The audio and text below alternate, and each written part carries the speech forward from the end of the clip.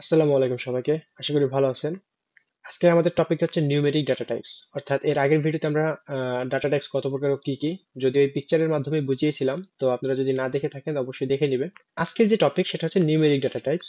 And আমরা এই তিনটা বিষয় নিয়ে আজকে আলোচনা করব, যেহেতু এটা আসলে আহামরি কিছু না। যদি ইন্টিজার এবং ফ্লোট টাইপ যেটা এটাই বোঝার বিষয়, কমপ্লেক্স নাম্বারটা আমরা আসলে আহ, এই ভিডিওতে আলোচনা করব না। তো আমরা চলে যাই আমাদের যে পাইচার্ম আছে সেখানে। এখানে দেখতে পাচ্ছি যে আমি লিখে রাখছি যে numeric data types in Python, integer data types, এবং সাথে এক্সাম্পলও দিয়ে রাখছি। এখন বলতে পারেন ভাই এইগুলা কি, এগুলা তো সবই নাম্বার, বাট কিছু একটা ডিফারেন্স আছে। হ্যাঁ, ওই ডিফারেন্সটাই আসলে ওদেরও সেগ্রিগেট করে ফেলে।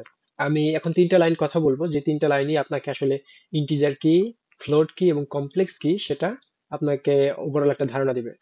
অলওয়েজ মনে রাখবেন যে ইন্টিজার যে ডাটা টাইপটা আছে সেটা হচ্ছে অর্থাৎ ফ্রাকশন ফ্রি, অর্থাৎ ওর কোনো ফ্রাকশন থাকবে না। দেখেন ফ্লোট টাইপে যেমন একটা নাম্বার পূর্ণ সংখ্যার পরে একটা ফ্রাকশন আসছে, যেটা ইন্টিজারে থাকবে না। অর্থাৎ এটা যদি আমি রিয়েল লাইফ এক্সাম্পল দিই, counting some objects like it could be Apple, যে আপনি অ্যাপেল কাউন্ট করতেছেন।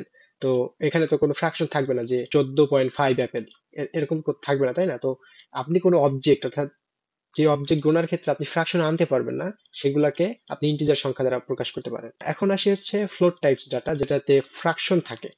এখন এটা কোন কাজে ইউজ হয়? এটা অনেক কাজে ইউজ হয়, আপনারা রিয়েল লাইফের দিক তাকালে বুঝতে পারবেন। যেমন ধরেন ওয়েট আছে, দেন হচ্ছে টেম্পারেচার আছে, যেগুলো আপনি মাপতে গেলে আপনার একটা ফ্রাকশন ইউজ করা লাগে। ধরেন আপনি বলতে পারেন 1 কেজি 500 গ্রাম, এখানে 1.5, এরকম অনেক ইউজেস আছে, তাই না? এবং আমি যদি আসি কমপ্লেক্স টাইপসে, কমপ্লেক্স যে টাইপসটা আছে সেটা হচ্ছে আপনার নাম্বারের শেষে একটা জে যুক্ত থাকবে। অর্থাৎ এখানে যদি অন্য কোনো সংখ্যা থাকে, যেমন ধরেন আই, এ, ওইগুলো তো হবে না। এখন যদি আসি এই টাইপগুলো আমি কিভাবে বের করব, আমি এক্সাম্পলের মাধ্যমে শুরু করি। ধরেন একটা ভেরিয়েবল ডিক্লেয়ার করলাম, দেন হচ্ছে আমি তার মধ্যে দিলাম 10, এবং ফাংশন কল করে আমি লিখলাম টাইপ। আমি এর আগের ভিডিওতে টাইপ কিভাবে বের করে আমি ওখানে উদাহরণ সহকারে দিয়েছিলাম। আপনারা যদি জেনে থাকেন তো অবশ্যই আমার এই ভিডিওটা পজ করে আপনি নিজে নিজে আগে করে ফেলেন। দেন হচ্ছে আপনার যদি মনে না থাকে বা ভুল করেন, আবার এইটা দেখেন, দেন হচ্ছে আপনার চর্চা হয়ে যাবে। তো আমি টাইপ ফাংশনটাকে কল করলাম, দেন দুটো ব্র্যাকেট। আপনি জানেন যে সকল ফাংশন দুইটা ব্র্যাকেট দ্বারা শেষ হয়। যেরকম প্রিন্ট ফাংশন, আমি এটা একটু আবার বুঝাই দিই। যেমন ধরেন প্রিন্ট ফাংশন, দেখেন এখানে দুইটা ব্র্যাকেট আছে, দেন আমি আমি আবার ডাকতেছি টাইপ ফাংশনকে, দেন আবার দুইটা ব্র্যাকেট। এখন এই ব্র্যাকেটের মধ্যে কি যাবে? ওই যে আমি যে ভেরিয়েবল ডিক্লেয়ার করছি ওইটা, অথবা এই যে যে এইটা আছে, অর্থাৎ যে ভ্যালুটা আপনি স্টোর করছেন ওইটা ডিরেক্টলি দিয়ে দিতে পারবেন, সমস্যা নেই। বাট আমি আসলে ভ্যারিয়েবল দিয়ে বুঝাইতেছি যাতে সহজ হয়, তো আমি এখানে এক্স দিয়ে দিলাম। দেন আমি যদি এখানে রান করি, দেখেন এখানে এই যে যে 29, এটা হচ্ছে আমার এই যে এইটা, যদিও এটা আমি বুঝাবো এই ক্লাসে, আমি জাস্ট নোট করে রাখছি যাতে সহজ হয়। তো এটাকে আমি কি করছি জানেন? কমেন্ট করছি, দেখেন কমেন্ট করে একটা স্টার সাইন দিয়ে কমেন্ট করে দিয়েছি। যেহেতু কমেন্ট কি করে না, পাইথন এক্সিকিউট করে না, তা আমি এখন এর থেকে নিশ্চিন্ত, অর্থাৎ এটা আর এক্সিকিউট হবে না। তো এখন যদি আমি প্রিন্ট করি, দেখেন শুধু আমার এই প্রিন্ট টাইপটাই আসছে। সেটা হচ্ছে ইন্টিজার টাইপ, আমাকে বলে দিচ্ছে যে পাইথনে নাম্বারটা দিছো, সেই নাম্বারটা হচ্ছে ইন্টিজার টাইপ ক্লাস, অর্থাৎ এই ক্যাটাগরাইজেশনের মধ্যে পড়ে, ইন্টিজারের মধ্যে পড়ে। দেন আমি যদি এখানে জাস্ট, এখন আমি এর মাধ্যমে আপনাকে ফ্লোট টাইপটাও বুঝাই দিচ্ছি, যে আমি যদি একটা দশমিক দেই, দেন আমি যা দেই নাম্বারের মধ্যেই হতে হবে অবশ্য। অ্যান্ড আমি যদি আবার প্রিন্ট করি, দেখেন সাথে সাথে ক্লাসটা চেঞ্জ হয়ে গেছে। এখন আর ওই ইন্টিজার টাইপ নাই, এখন আছে কি ফ্লোট টাইপ। অর্থাৎ আপনি যদি ফ্র্যাকশন অ্যাড করেন, তাহলে সেটা অবশ্যই ফ্লোট টাইপ হতে হবে বা হয়ে যাবে অটোমেটিক্যালি।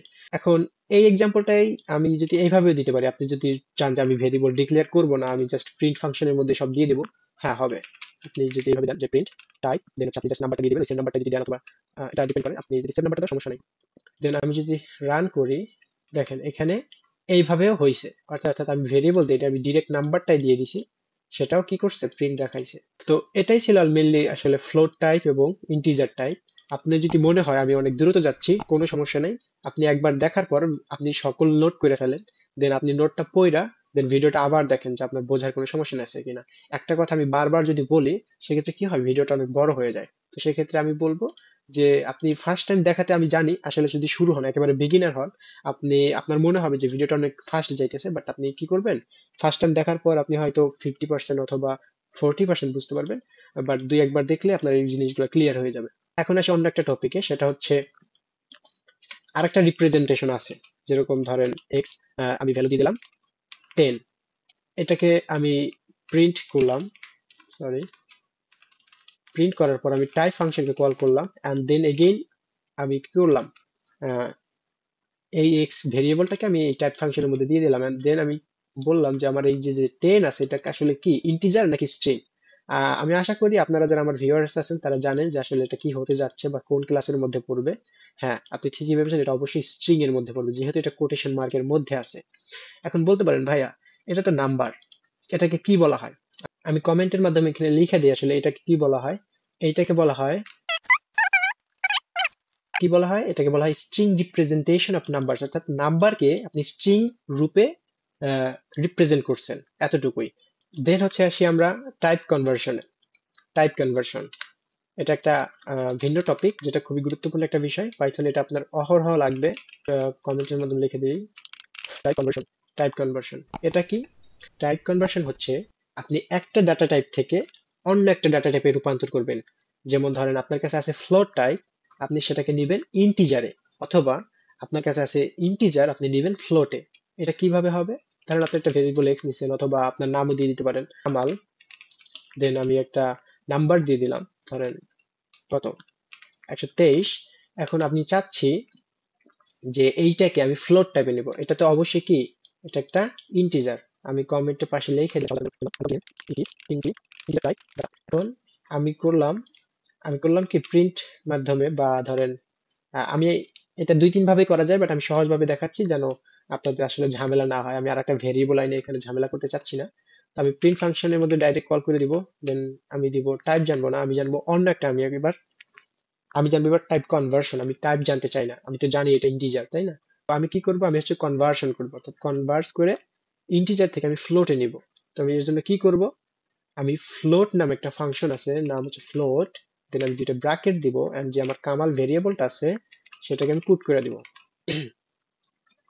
দেখেন এখানে কি আসছে, 123.0, কিন্তু কেন আমি দিছিলাম যে 123, এবার কিন্তু পরবর্তীতে এখানে দশমিক দিয়ে জিরো কেন আসলো? কারণ আমরা জানি ফ্লোট টাইপ যে নাম্বার সেটার শেষে কি থাকে, অবশ্যই একটা ফ্র্যাকশন থাকে। আর আপনার যদি ফ্র্যাকশনে কিছু না থাকে, সে অন্তত কি দিবে, দশমিক দিয়ে একটা জিরো দিয়ে দিবে, অর্থাৎ এটা মাস্ট একটা ফ্র্যাকশন থাকবেই।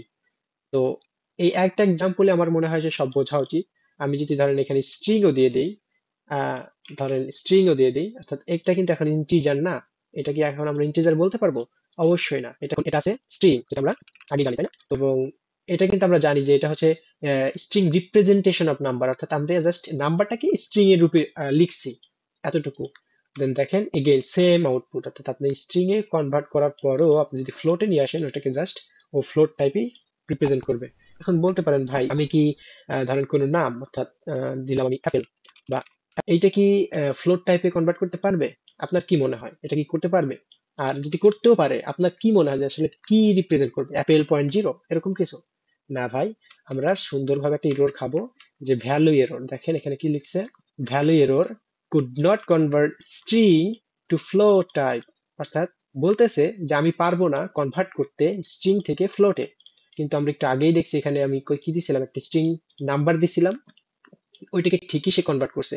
এখন একটা স্ট্রিং দিয়েছে কিন্তু এটাকে কনভার্ট করলো না। আমি কিন্তু একটা কথা মনে রাখতে বলেছিলাম, সেটা হচ্ছে নাম্বারকে আপনি স্ট্রিং রূপায় রিপ্রেজেন্ট করতেছেন, জাস্ট এতটুকু।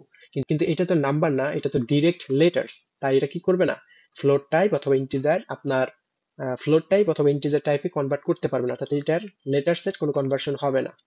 এখন কথা বলি আমি কিভাবে ফ্লোট টাইপ ডাটাকে আমি ইন্টিজারে নিব।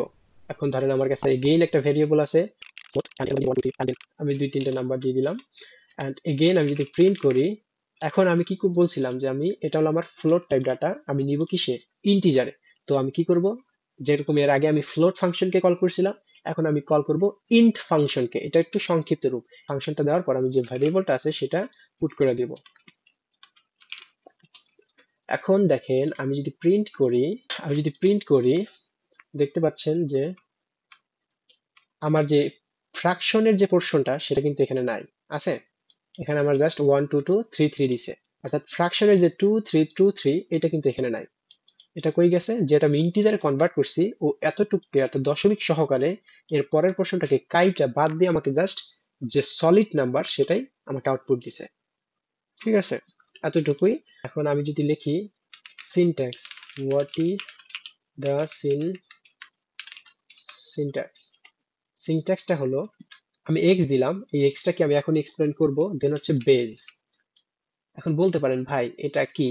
এটাই আসলে ইন্টিজারের ইন্ট যে ফাংশন, এটার আসল রূপ। এই যে যে কমপ্লেক্স ডাটা টাইপসটা আছে, এটা আপনার কয়েকটা পার্টিকুলার ফিল্ডে লাগে, এবং আপনি যখন ওই ফিল্ডে যাবেন তখন আপনার ভালো একটা আন্ডারস্ট্যান্ডিং থাকতে হবে কমপ্লেক্স নাম্বারের উপরে। আর এখন আমাদের আপাতত জানা প্রয়োজন নাই, আমরা যেহেতু বলেছি যে আমরা ইন্টিজার এবং ফ্লোট টাইপ ডাটা নিয়েই কথা বলবো। এর আগে অনেক কিছু ছিল, যেটা হচ্ছে ওই ইন্টিজার ফাংশন নিয়ে ব্যাখ্যা। যদি আমি চাচ্ছি যে এগুলো এখন ব্যাখ্যা করবো না, কারণ বেশি কঠিন হয়ে যাবে তাহলে। আজকের ভিডিওটা এই পর্যন্তই। ভালো থাকবেন, সুস্থ থাকবেন, আর আমার জন্য অবশ্যই দোয়া করবেন। আল্লাহ হাফেজ।